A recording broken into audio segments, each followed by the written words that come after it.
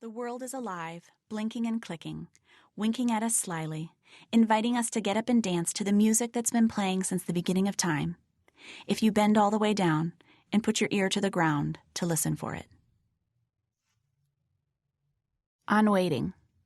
I have always, essentially, been waiting. Waiting to become something else, waiting to be that person I always thought I was on the verge of becoming, waiting for that life I thought I would have. In my head, I was always one step away. In high school, I was biding my time until I could become the college version of myself, the one my mind could see so clearly. In college, the post-college adult person was always looming in front of me, smarter, stronger, more organized. Then the married person, then the person I'd become when we have kids. For 20 years, literally, I've waited to become the thin version of myself, because that's when life will really begin. And through all that waiting, here I am. My life is passing day by day, and I'm waiting for it to start. I'm waiting for that time, that person, that event when my life will finally begin. I love movies about the big moment, the game or the performance or the wedding day or the record deal, the stories that split time with that key event and everything is reframed before it and after it because it has changed everything. I've always wanted this movie-worthy event, something that will change everything and grab me out of this waiting game into the whirlwind in front of me. I cry and cry at these movies because I'm still waiting for my own big moment. I had visions of life as an adventure, a thing to be celebrated and experienced, but all I was doing was going to work and coming home, and that wasn't what it looked like in the movies.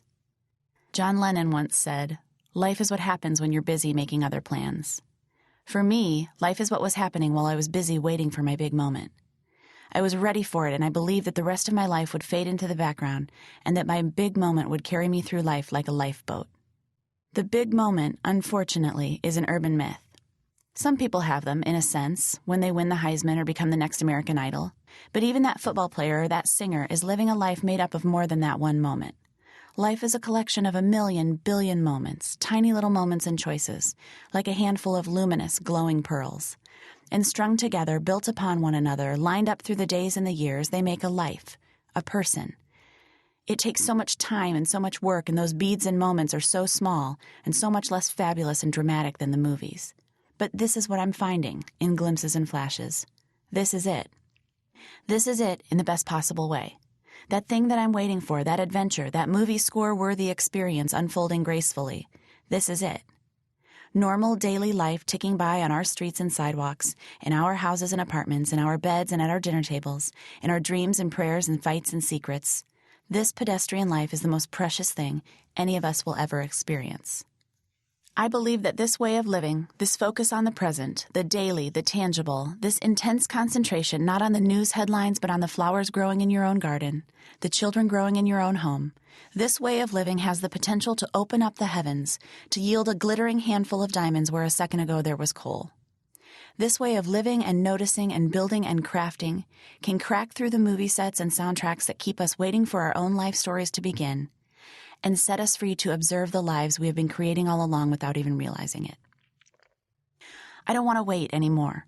I choose to believe that there's nothing more sacred or profound than this day. I choose to believe that there may be 1,000 big moments embedded in this day, waiting to be discovered like tiny shards of gold. The big moments are the daily, tiny moments of courage and forgiveness and hope that we grab onto and extend to one another. That's the drama of life swirling all around us, and generally I don't even see it, because I'm too busy waiting to become whatever it is I think I'm about to become. The big moments are in every hour, every conversation, every meal, every meeting. The Heisman Trophy winner knows this. He knows that his big moment was not when they gave him the trophy.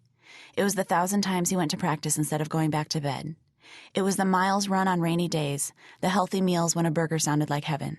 That big moment represented and rested on a foundation of moments that had come before it.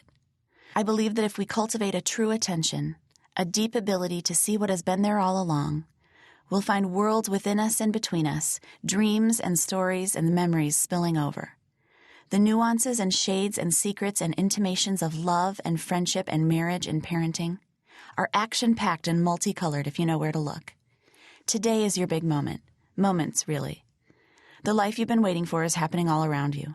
The scene unfolding right outside your window is worth more than the most beautiful painting. And the crackers and peanut butter that you're having for lunch on the coffee table are as profound in their own way as the Last Supper. This is it. This is life.